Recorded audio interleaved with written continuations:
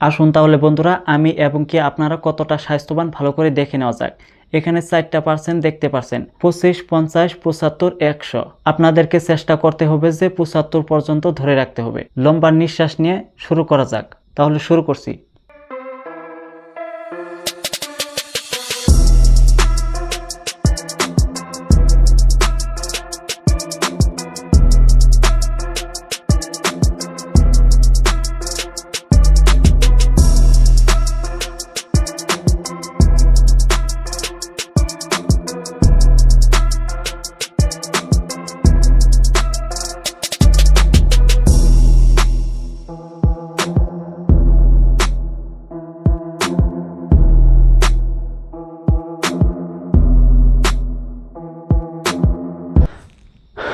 আপনারা এখন কমেন্ট করবেন যে আপনারা কতটুক নিঃশ্বাস ধরে রাখতে পারছেন।